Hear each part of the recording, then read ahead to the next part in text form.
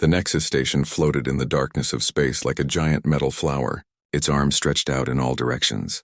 Each arm held the embassy of a different alien species. 47 species lived here in peace. This was the most important place in the galaxy for keeping that peace. Ambassador Thalxor stood in the central chamber. His 6 legs tapped nervously on the metal floor. He was a Kratani, and his people were known for following rules. Today was important. Today, the council would decide if humans could join them. The chamber was huge. It had been built over 1,000 years ago. The ceiling was so high that clouds sometimes formed near the top. Seats rose in circles around the center floor. Each seat held an alien from a different world. Some had fur, some had scales. Some were made of living crystal. Some floated in tanks of special gas. Thalxor cleared his throat. The sound echoed in the chamber. All eyes turned to him. All 412 eyes. Honored council, he began. We must discuss the humans. A wave of whispers filled the room. The Silicate Collective made a sound like breaking glass. The phosphor beings flickered with worry. Even the ancient Zenmoth, who was older than most stars, seemed to glow a little dimmer. The Deathworlders want to join us? Asked Supreme Chancellor Oramin. She was pure energy, contained in a special field. Her voice sounded like wind through crystal. Yes, Chancellor, Thalxor said. They have applied for council membership. According to our laws, we must give them a chance. But they are from Earth, shouted the Hive Collective speaker. That planet is a nightmare. The gravity alone would crush most of us. The air burns with oxygen. And the creatures there eat each other. More whispers. More worried sounds. Thalxor raised one claw for silence. He had studied humans for 3 months. He knew they were different. They came from a world of death, but he also knew the council had to be fair. The humans have asked to help with a peace negotiation, he said. The Kratani and the Silicate Collective have been fighting over the Veil Nebula for 200 years. Perhaps fresh eyes could help. The Kratani elders in the room made angry sounds. The Silicate Collective glowed with rage. Their war was old and comfortable. Nobody really wanted it to end. This is highly unusual, said Zenmoth. The crystal being's voice was like distant thunder. But our laws are clear. If humans want to prove themselves, we must let them try. One negotiation. If they succeed, we consider their membership. If they fail, they leave and never return. The council voted. It was close. But the law won. The humans would get their chance. 3 days later, the human ship arrived. Thalxor watched it on the viewing screen. He had expected a diplomatic vessel. Something small and polite. Instead, what came through the jump gate was the UNSS Endeavour. It was a warship. A human warship. It had weapons visible all over its hull. It moved fast and sharp like a predator. They sent a warship, whispered his assistant, to a peace meeting. Thalxor felt his stomach turn. Maybe this was a mistake. The ship docked. The airlock opened. The human delegation walked out. There were 5 of them. They wore dark blue uniforms with strange symbols on them. The leader was a female. She had brown skin and black hair pulled back tight. Her eyes were sharp. She looked around the docking bay like she was checking for threats. Ambassador Thalxor? She asked. Her voice was direct. No flowery greetings. No formal titles. Yes, he managed. Welcome to Nexus Station. I am honored to meet you. May your visit bring harmony to all beings. May the stars guide your path. May... Captain Elena Reeves, the human interrupted. She held out her hand. Thalxor stared at the hand. He had read about this. A handshake. A human greeting. He carefully touched her hand with his claw. She gripped it firmly and shook it twice. Then she let go. These are my officers, Reeves said, pointing to each one. Lieutenant Marcus Chen, Engineer Sarah Kim, Pilot Jackson, and Dr. Yuki Tanaka. We're ready to start whenever you are. Start? Thalxor was confused. But we must first perform the greeting of new friends. Then the ceremony of understanding. Then, how long does all that take? Reeves asked. 3 weeks, Thalxor said proudly. Reeves blinked. Then she smiled. It was not a comforting smile. We have 3 days of shore leave approved, she said. Let's skip the ceremonies and get to work. When's the meeting? Thalxor felt faint. Skip the ceremonies? Impossible. But he had no choice. Tomorrow, he whispered. The Great Hall of Peaceful Words, Dawn Cycle. Perfect, Reeves said. We'll see you there. The humans walked away. They moved together like a military unit. Fast and efficient. Other aliens in the docking bay stared at them. Some hid behind pillars. Thalxor's assistant touched his arm. His scales had gone pale. "Sir," he said, "they brought a warship. They refused the ceremonies. What if they start a war instead of stopping one?" Thalxor watched the humans disappear around a corner. He had no answer. The next morning came too quickly. The Great Hall of Peaceful Words was full. Every council member wanted to see what the humans would do. The Cretani delegation sat on one side. The Silicate Collective sat on the other. They had been enemies for so long that they sat as far apart as possible. In the center was the negotiation circle. It was a large round space marked with sacred symbols. Ancient rules said that only the mediator could stand there. The doors opened. Captain Reeves walked in. She wore the same uniform as yesterday. She looked around the hall once, then walked straight to the center circle. She did not bow. She did not perform the entry ritual. She just walked in and stood there. Shocked whispers filled the hall. Reeves looked at the Cretani, then at the Silicate Collective. Then she spoke. "Right," she said. "So you're both wrong. Let me show you why." The chamber fell completely silent. In 3,000 years of council history, no one had ever started a negotiation like that. No one had ever called both sides wrong in the first sentence. Thalxor felt his heart stop. All three of them. The humans had been here for less than one day, and they had already caused chaos. The silence in the Great Hall was complete. Captain Reeves stood in the center circle looking calm. Around her, hundreds of aliens stared in shock. Some had stopped breathing. Others had stopped glowing. The Cretani elder's scales had turned white with rage. Thalxor tried to speak. His mouth opened and closed like a fish. No sound came out. This was a disaster. The humans had been mediating for exactly 10 seconds, and it was already a disaster. Reeves pulled out a small device. She pressed a button. A holographic map appeared above her head. It showed the Veil Nebula in perfect detail. The beautiful purple and blue clouds hung in the air, rotating slowly. "This is what you're fighting over," Reeves said, pointing at the nebula. "It's pretty, I get it. But there's a problem." She pressed another button. The image changed. Now it showed something else inside the nebula. A dark spot. "A collapsed area of space. That's a collapsed wormhole entrance," Reeves explained. "Our deep space probes found it 6 months ago. In about 50 years, it's going to destabilize completely. When that happens, this whole nebula becomes a navigation hazard. Ships won't be able to fly through here safely. The territory you're both fighting over will be worthless." More silence. But this time it was different. This was the silence of people trying to understand something new. The Cretani High Elder stood up. His voice shook with anger. "This is espionage," he shouted. "You sent secret probes into our territory. This is an act of war." The Silicate Collective started glowing bright red. Their speaker made sounds like an avalanche. "You hid this information," they said. "You knew our territory was dying and you said nothing. Why?" Reeves shrugged. Actually shrugged. In the Great Hall of Peaceful Words, during a formal negotiation. "We're new," she said simply. "We didn't know which form to file. We have the data, we just didn't know where to submit it." She pulled out another device. This time a document appeared in the air. It was the official form for reporting spatial anomalies in disputed territories. It was 47 pages long. The text was so small that nobody could read it without magnification. "Has anyone here actually read this form?" Reeves asked. Nobody answered. "That's what I thought," Reeves said. She made the form disappear. "Look, the nebula's going to be worthless, but I have good news. We found 3 habitable planets nearby. All of them are perfect for colonization. All of them are in unclaimed space. And all of them together are worth more than the nebula ever was." She showed another map. 3 green dots appeared, each one marked with data about atmosphere, water, and resources.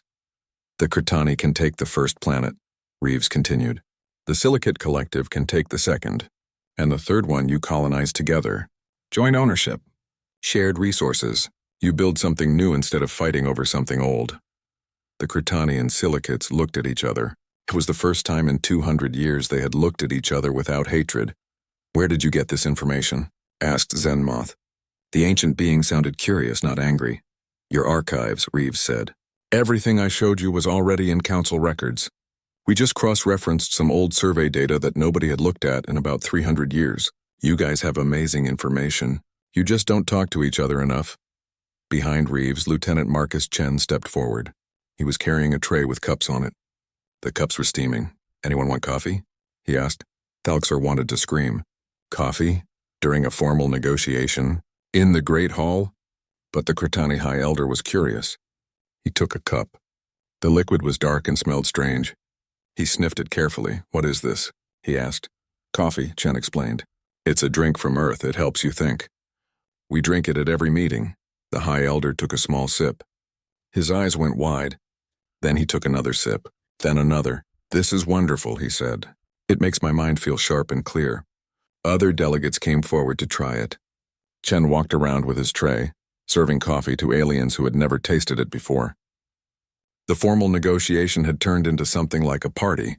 Then disaster struck. Chen turned to offer coffee to another Kratani elder. As he turned, his elbow bumped the tray. One cup fell. Hot coffee splashed across a ceremonial cloth that hung on the wall behind him. The cloth was ancient. It was sacred to the Kratani. It showed their greatest hero defeating the Dark Void. It had hung in this hall for 1,000 years, and now it had a large brown stain on it. Chen froze. His face went pale. "Oh no," he whispered. "Oh no, oh no, oh no." Every Kratani in the room stood up at once. They stared at the stain. Then they began to whisper. The whispers grew louder. Some sounded angry, but others sounded confused. Even excited, the stain, one elder said slowly. "It has taken the shape of the sacred spiral." "The sacred spiral," another gasped. "The symbol of wisdom and renewal." Chen looked at the stain. To him, it looked like a random coffee splash, but to the Kratani, it looked like something holy. "Is this a sign?" asked the High Elder. His voice shook. "Has the universe sent us a message through this stranger?" Half the Kratani fell to their knees. The other half started arguing loudly. Was it a sacred sign? Was it an insult? Was it an accident that looked sacred? Was it a sacred accident? Supreme Chancellor Oramin called for silence. Her energy field pulsed with authority. "We will take a recess," she announced. "This session is paused while we consider these developments." The council members began to file out. But in the hallways, they did not go to their embassies. Instead, they gathered in groups. They talked excitedly. Word spread fast about what the humans had done. By the end of the day, 6 other territorial disputes had heard about the human method. They all sent messages to the council. They all wanted the same thing. They wanted human mediators. Thalxor sat in his office, staring at the 6 requests on his desk. The humans had been here for one day. One single day. They had violated every protocol. They had caused a religious incident. They had accidentally invented a new sacred symbol. And somehow they had made more progress than the council had made in decades. His assistant knocked on the door. "Sir, there's a problem. Lieutenant Chen is missing. The Kratani security forces are looking for him. Some want to arrest him for defiling the sacred cloth. Others want to make him a prophet." Thalxor put his head in his hands. All 6 of them. The humans had been here for one day. He had to survive 2 more. Part 3 Captain Reeves stood in her quarters on the UNSS Endeavour. Through the window, she could see the Nexus station spinning slowly against the stars. Her datapad showed 6 new mediation requests. All of them had arrived in the last 4 hours. Behind her, Lieutenant Chen sat on the floor with his head in his hands. "They want to make me a prophet," he said miserably. "Half of them want to arrest me. The other half want to build a temple. I just spilled coffee, Captain.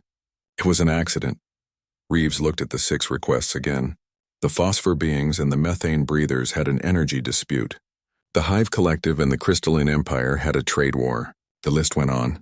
"Stay here," she told Chen. "Hide in the engine room if you have to. We will handle the prophet situation later." She called the rest of her crew to the briefing room. They gathered around the table.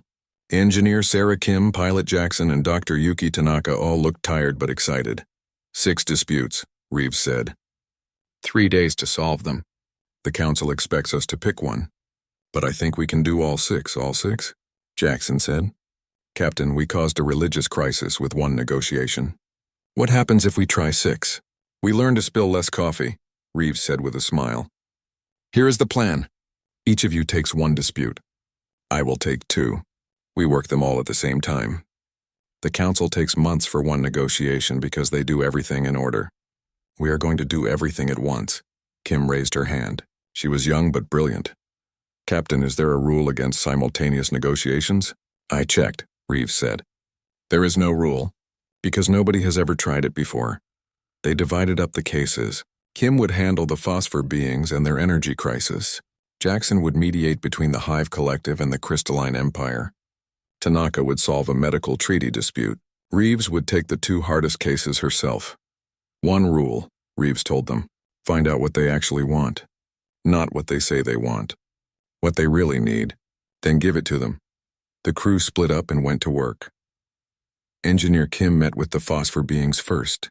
They were creatures of pure energy who lived by feeding on starlight. They had been fighting the methane breathers over a binary star system for 40 years. "We need the energy from both stars," the phosphor leader explained. "Without them, our people will fade."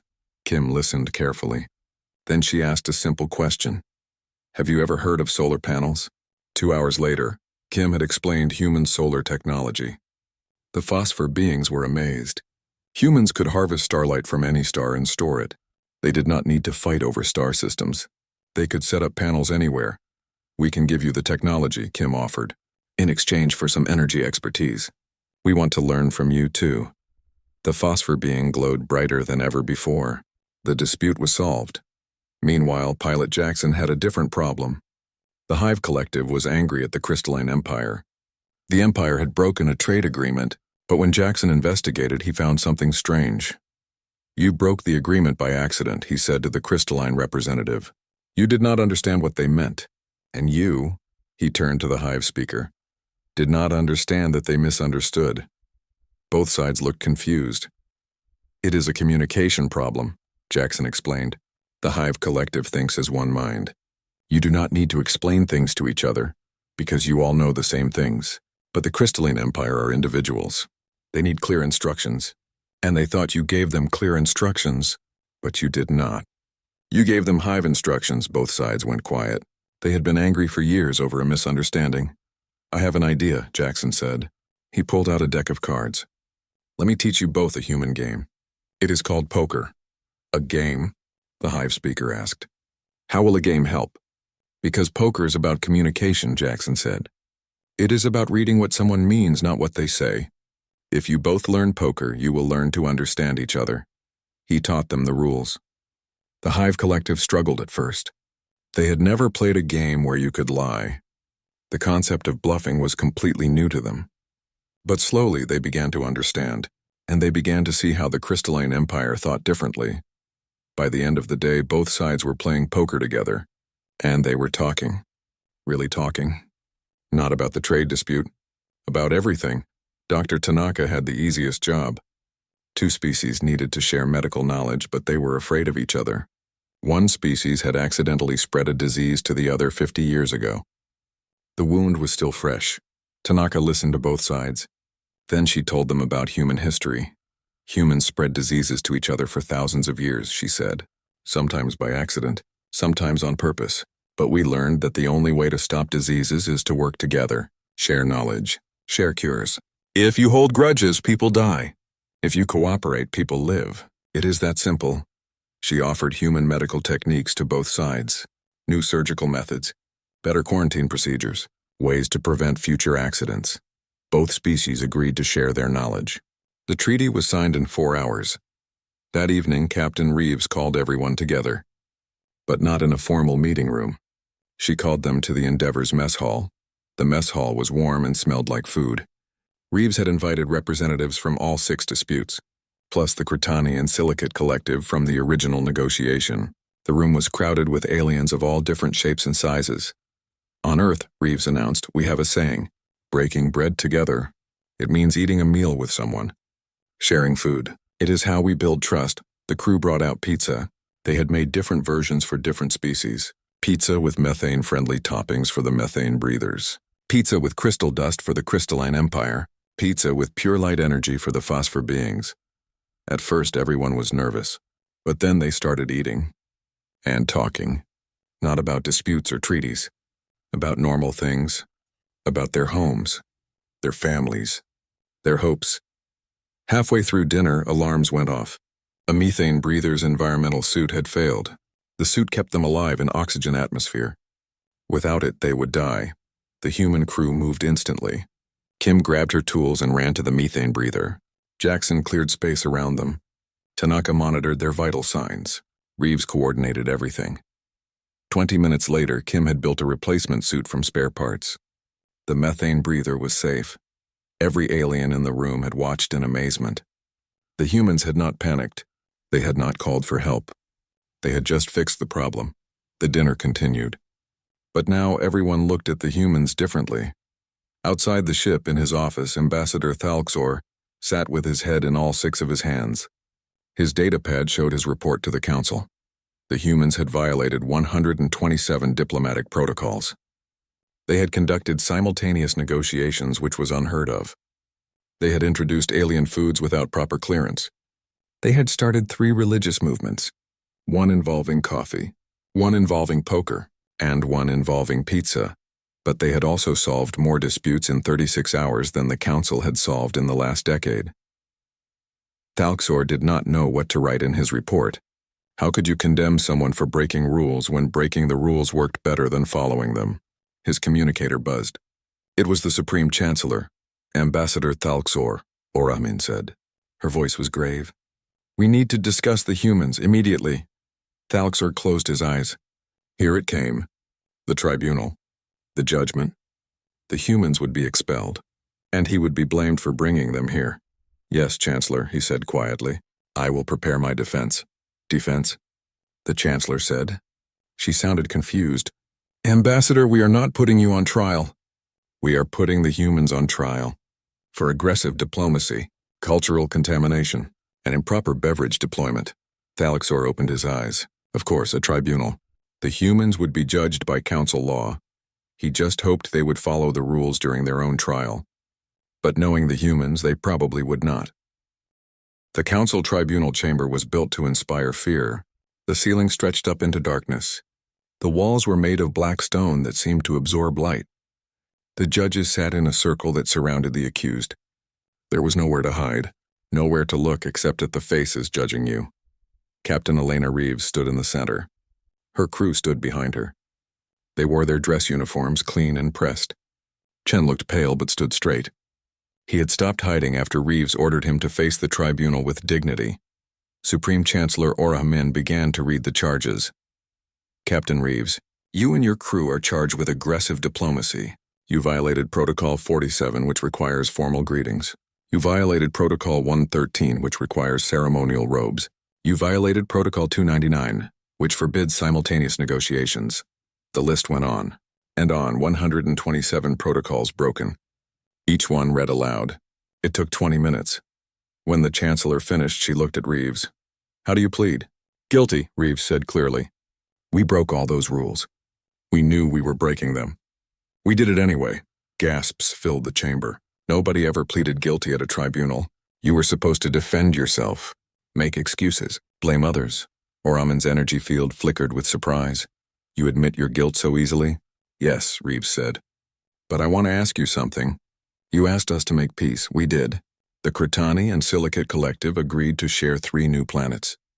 6 other disputes were solved. Medical knowledge is being shared. Energy technology is being traded. Old enemies are playing poker together. She paused and looked around at all the council members. So yes, we broke your protocols. But we did what you asked. We made peace. How many people would have died while you performed your ceremonies? How many lives were we supposed to sacrifice for your rituals? Silence fell over the chamber. It was not a comfortable silence. It was the silence of people confronting an uncomfortable truth. The conservative members of the council looked angry. The Cretani delegation was split. Some nodded slowly. Others glared at Reeves with rage. Then Zenmoth spoke. The ancient crystalline being rarely spoke at tribunals. When it did, everyone listened.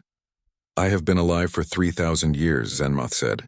Its voice echoed like distant thunder. I was here when this council was founded. I helped write the protocols you speak of. Everyone turned to look at the crystalline being. Even Reeves seemed surprised. And I must tell you all a truth we have forgotten, Zenmoth continued. These protocols were not always so long. The ceremonies were not always so complex. When we founded this council, we had one simple rule.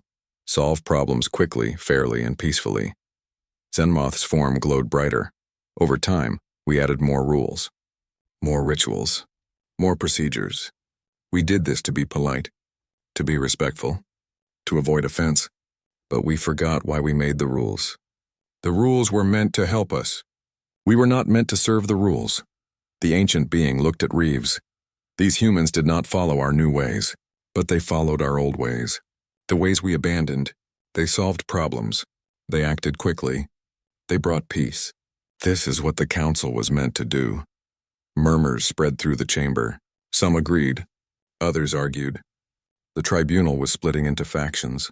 Ambassador Thalxor stood up. His 6 legs trembled, but he spoke clearly. "I must confess something," he said. "I brought the humans here hoping they would fail. I wanted to prove that my species, the Cretani, were better at diplomacy. I chose the most chaotic humans I could find. I gave them the hardest case. I expected disaster." He looked at Reeves. "Instead, they showed us that our system is broken. They exposed our weaknesses, and they did it not through malice but through efficiency. I am the one who should be on trial, not them." Reeves turned to face Thalxor. She smiled slightly. "Ambassador, we knew what you were doing. We read your reports. We accessed your communications. Human intelligence is very good." Thalxor's scales went pale. "You knew?" he whispered.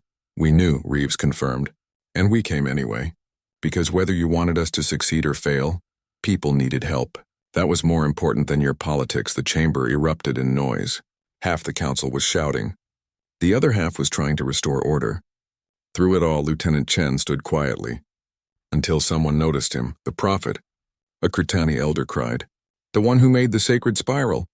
Chen's face went red. He raised his hands. "Please," he said. "I am not a prophet. I spilled coffee. It was an accident. A mistake." The Cretani elder approached him slowly. "But do you not see?" the elder said gently. "That is the lesson. The divine appears in accidents, in mistakes, in the unexpected. You did not try to make a sacred symbol, but you did. This teaches us that we cannot control everything. Sometimes we must accept the chaos and find meaning in it." Chen blinked. He had not expected that. I guess that makes sense," he said slowly. "On Earth we have a saying. When life gives you lemons, make lemonade. It means when something goes wrong, find a way to make it right." The Cretani elder's eyes lit up. "Yes, this is wisdom. The sacred spiral teaches us the same truth." Other Cretani began nodding. The coffee-stained religion was spreading. Chen looked helplessly at Reeves. She just shrugged. Meanwhile, in another part of the chamber, the Hive Collective was having an animated discussion. With the Silicate Collective, we propose settling this dispute through poker, the Hive speaker announced. BD. Conservative council members looked horrified. "Poker?" Oramin said. "You want to resolve a formal council dispute through a human gambling game?" "It is not just gambling," the Silicate representative said. "We have studied game theory. Poker teaches strategic thinking, risk assessment, reading others. These are exactly the skills needed for diplomacy. And it is faster than your protocols," the Hive speaker added. "We can play a game tonight, resolve our differences, move forward." Supreme Chancellor Oramin looked around the chamber. Everything was falling apart, or coming together. She was not sure which. She made a decision. "We will take a recess," she announced. 12 hours. When we return, we will vote on humanity's membership, and on whether to reform our protocols." As the chamber emptied, a distress signal came through. It was from a remote colony world. A species called the Skrintar were attacking. The colony was calling for help. The remaining council members immediately began organizing a response committee. They needed to form a subcommittee, then gather evidence, then debate responses, then vote, then authorize action. The process would take 6 weeks. Reeves listened for about 2 minutes. Then she spoke up. "Or," she said quietly, "we could just go stop them. Now." Every head in the chamber turned to look at her. "You cannot just go." A council member protested. "There are procedures, authorizations, diplomatic clearances." "People are dying," Reeves said. "Right now, while you debate. My ship is fast. My crew is ready. Give me 24 hours. If I fail, you can add it to my list of crimes." Half the council shouted no. The other half shouted yes. In the chaos, Reeves turned to her crew. "To the ship," she ordered. "We launch in 10 minutes. As the humans left, something unexpected happened. 12 different species stood up and said they wanted to go with them. They wanted to help. They wanted to see how humans solved problems. This had never happened before. Council species did not join operations without authorization. They did not volunteer for danger. They did not act before getting permission, but the humans had changed something. They had shown that action was possible, that rules could be bent when lives were at stake. The UNSS Endeavour left the station with 12 alien ships following behind. It was the first multi-species combat operation without council approval in 3,000 years. Thalexor watched them go from his office window. He still did not know if the humans were heroes or criminals, but he knew one thing for certain: the galaxy would never be the same. The UNSS Endeavour flew through space faster than most council ships could track. Behind it, 12 alien vessels struggled to keep up. Captain Reeves stood on the bridge watching the tactical display. "ETA to the colony?" she asked. 4 hours, Pilot Jackson reported. "The Council Response Committee estimates they will be ready to vote on action in 6 weeks. Reeves nodded. 6 weeks. By then, the colony would be destroyed or saved. Either way, the council meeting would be pointless. Lieutenant Chen appeared at her side. He still looked uncomfortable about the whole Prophet situation, but he was back to work. "Captain, I have been analyzing the distress calls. Something does not add up." Reeves turned to him. "Show me." Chen pulled up data on the main screen. "The colony says the Skrintar are attacking, but the Skrintar ships are not military vessels. They are refugee transports, old ones, barely spaceworthy." Reeves studied the data carefully. Chen was right. The ships looked desperate, not aggressive. "Get me everything you can about the Skrintar, and about this colony. Who owns it? Who runs it? I want to know the truth before we arrive." 20 minutes later, Chen returned with more information. His face was grim. "Captain, the Skrintar homeworld went nova 3 months ago. Their star exploded. They lost everything. These ships are all that is left of their species. About 50,000 refugees. And the colony?" Reeves asked. "Owned by the Galactic Mining Corporation. They bought the planet 5 years ago. But here's the problem. The purchase was illegal. The planet was supposed to be protected habitat. Someone forged the documents." Reeves felt anger rising in her chest. "So let me understand this," she said slowly. "The Skrintar lost their world. They are desperate. They found a habitable planet. But that planet is owned by a corporation that should not even own it. And now everyone calls the refugees attackers." "That is correct," Chen confirmed. Reeves looked at her crew. They all understood what this meant. This was not a war. This was a tragedy being called a crime. "Change of plans," she announced. "We are not going to stop an attack. We are going to negotiate. Get me communication channels to both sides. And someone wake up Dr. Tanaka. We might need medical support for refugees." The Endeavour dropped out of hyperspace above the disputed planet. Reeves could see both fleets on her display. The Skrintar refugee ships floated in a defensive formation. The corporation's security forces had their weapons armed. Neither side had fired yet. But they were close. "This is Captain Elena Reeves of the UNSS Endeavour," she broadcast on all frequencies. "Both sides stand down. We are here to talk, not fight." The corporation's security chief responded first. His voice was angry. "This is a corporate matter. You have no authority here." "I have a warship and 12 allied vessels," Reeves said calmly. "That is all the authority I need. Now stand down or I will make you stand down." The security chief hesitated. Then his ships powered down their weapons. The Skrintar leader spoke next. Their voice was tired and sad. "We mean no harm. We only seek shelter. Our people are dying. Our ships are failing. We need land, air, water, please." Reeves felt her heart break a little. These were not invaders. They were survivors. "I understand," she said gently. "We will find a solution. Give me 1 hour." She turned to her crew. "Chen, show me that survey data again. The planets we found near the Veil Nebula. Are any of them still unclaimed?" Chen checked quickly. All 3 are still unclaimed. The Cretani and Silicate Collective have not filed their claims yet. The bureaucracy moves slowly. "Perfect," Reeves said. "Open a channel to the Skrintar." Minutes later, she was speaking directly to the Skrintar leader. "We found you a home," Reeves said. "A planet near the Veil Nebula. It is perfect for your species. Habitable atmosphere, plenty of water, rich soil, and it is unclaimed. You can have it legally."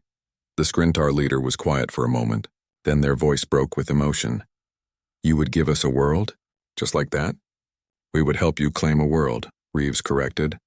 The council rules say any species can claim unclaimed planets. We will guide you there. We will help you file the paperwork. And we will make sure nobody bothers you while you settle. But Reeves was not done. She opened another channel to the mining corporation. Now you, she said to the security chief, you have a problem. Your company bought this planet illegally. When the council investigates, and they will investigate, you will lose everything. Criminal charges. Massive fines. Complete shutdown. She let that sink in, but I have a solution. We found 10 other planets, all perfect for mining, all legally available. Humans have been surveying this whole sector. We have the data. We will give you exclusive mining rights to those 10 planets. In exchange, you leave this one alone, and you provide supplies to help the Skrintar settle their new world. The security chief sounded suspicious. Why would you give us mining rights? Because those 10 planets together are worth more than this one, Reeves said. And because humans do not mine asteroids. We mine planets. We need partners who know how to do deep space mining. You help the Skrintar. We help you get rich. Everyone wins. She could almost hear the security chief calculating profits. Deal, he said finally. The Skrintar leader spoke again. This time their voice was full of hope. Captain Reeves, how can we ever thank you? Just survive, Reeves said quietly. And remember that when someone else needs help, you help them too. That is how we build a better galaxy. The crisis was over. The Skrintar would have a new home. The corporation would get richer. And nobody had to fire a single shot. The human ship turned back toward the Nexus station. The 12 Allied vessels followed. They had left as a rescue mission. They were returning as heroes. Back at the station, news of what happened spread instantly. The humans had solved another impossible situation. Not with weapons, not with threats, with information and negotiation. But the news also revealed something else. The council had never investigated the illegal planet purchase. They had never helped the Skrintar refugees. They had seen a distress call and immediately organized committees and debates instead of sending help. The council members who had criticized the humans suddenly went quiet. They had no defense. When the Endeavour docked, Reeves found Ambassador Thalxor waiting for her. He looked different. Less rigid. More thoughtful, Captain, he said formally. I owe you an apology. I brought you here to fail, to prove that my people were superior. Instead, you proved that I was a fool. Reeves shook her head. You gave us a chance. That is all we needed. And for what it is worth, your people are not inferior. They are just stuck in old ways. Sometimes you need outsiders to show you new possibilities. Thalxor nodded slowly. Then he surprised her by performing a formal bow. It was a sign of deep respect in Kratani culture. The council will vote tomorrow on your membership, he said, and on my proposal. Your proposal? Reeves asked. That I be assigned as the Kratani's first human culture liaison. I need to learn from you, and perhaps teach you a few things about council politics in return. Reeves smiled and held out her hand. I think we can work together. That night, the 12 species who had joined the rescue mission held a celebration. They invited the humans. They served food from all their worlds, and in the center of the table someone had placed a pot of fresh coffee. Lieutenant Chen looked at it nervously. Should I be worried? He asked. A Kratani elder laughed. A real laugh, not a formal one. Only if you spill it again, Prophet Chen. Everyone laughed, even Chen. Across the station, the council was meeting in emergency session. The vote would happen tomorrow. But everyone already knew the result. The humans would be accepted. But not as normal members, they would be something new. Something the council had never seen before. They would be the ones who broke the rules to save lives. The ones who moved fast while others debated. The ones who brought chaos and called it progress. And maybe, just maybe, that was exactly what the galaxy needed. Supreme Chancellor Oraman stood at the center of the council chamber. Every seat was filled. Every species was represented. The chamber had not been this full in centuries. Captain Reeves and her crew stood below. They wore their dress uniforms again. But this time they stood differently, not as accused criminals, as people waiting for judgment they had earned. The Chancellor's energy form pulsed with authority. Her voice filled every corner of the massive space. In 5 days, humanity has accomplished what we could not in 5 centuries, she began. They have exposed our failures. They have challenged our assumptions. They have broken our rules and saved our people. She paused and looked around the chamber. This presents us with a choice. We can reject them for their chaos, or we can accept them and learn from it. The conservative members shifted uncomfortably. They knew what was coming. Orahamin continued. My species, the Velkari, was once like the humans. We were aggressive. We acted quickly. We broke rules. 800 years ago, the Council almost rejected us for these same reasons. This was news to many. The Velkari were known for being the most diplomatic species. Nobody remembered them being rebels. We learned to slow down, Oramin said, to follow protocols, to be diplomatic. We thought this was evolution, growth, maturity. Her voice grew softer. But watching the humans, I realized we did not evolve. We stagnated. We became so focused on not offending anyone that we stopped helping anyone. She turned to face Reeves directly. The Council votes to accept humanity, but not as standard members. You will hold a new position. We call you crisis mediators. Your official title will be the ones we call when everything is already broken. Murmurs filled the chamber. Some sounded approving. Others sounded shocked. You are exempt from 427 diplomatic protocols, the Chancellor announced. But you must do 3 things. First, teach our people your problem-solving methods. Second, work with traditional mediators to find balance between speed and ceremony. Third, never forget that your goal is peace, not chaos. Reeves stepped forward. She did not bow or perform any ritual. She simply spoke clearly and honestly. We accept, and we promise to do our best to cause only productive chaos from now on. A few council members laughed. It was a good sign. Then Zenmoth spoke, the ancient crystalline being rarely offered personal comments. But today was special. Captain Reeves, you have reminded us of something important. Rules should serve life. Life should not serve rules. Thank you for this lesson. The chamber erupted in applause. It was not the formal, polite applause of diplomatic ceremonies. It was real, loud, enthusiastic, but there was still business to complete. The Kritani delegation stood together. Their High Elder addressed the council. We wish to make an announcement, he said. The Sacred Spiral movement is now officially recognized as a spiritual path within Kritani culture. It teaches us to find meaning in accidents, to embrace the unexpected, to see divine purpose in chaos. Lieutenant Chen groaned quietly. Captain Reeves patted his shoulder. And we request that Lieutenant Marcus Chen serve as our interfaith liaison. The Elder continued, to help us understand human spirituality. Chen looked like he wanted to hide, but Reeves whispered to him, You spilled the coffee. You finished the job. Chen sighed and stepped forward. I accept, but I am not a prophet. I am just a guy who is clumsy with hot beverages. The Kritani Elder smiled. Yes, that is why you are perfect. Next, the Hive Collective and the Silicate Collective made their announcement. We have established the Galactic Poker Federation, the Hive speaker said proudly. We believe that strategic games can teach diplomatic skills. We invite all species to join. Our first tournament will be next month. Pilot Jackson grinned. He had not expected his poker lessons to create a galactic movement. The Skrintar sent a message from their new planet. It was broadcast to the entire council. We wish to propose a new law, their leader said. The Refugee Rights Charter. All species who lose their homes should have the right to seek new ones. No one should be called an invader when they are simply trying to survive. Humanity showed us this truth. Now we wish to share it with the galaxy. The proposal passed unanimously. It was the fastest vote in council history. Finally, Ambassador Thalxor stood. He looked directly at Captain Reeves. The Kritani government has recalled me, he said, for my role in bringing chaos to the council. Reeves felt a flash of anger. This was unfair. Thalxor had made mistakes, but he had also helped fix them. She started to speak, but Thalxor held up a claw. Let me finish, he said with a smile. They recalled me so they could reassign me. I am now the Kritani's first human culture liaison. My job is to learn from you, to teach our diplomats your methods, and to make sure we never forget that sometimes breaking rules saves lives. Reeves smiled and held out her hand. Thalxor took it. This time the handshake was confident, natural, the start of a real partnership. The Chancellor raised her arms.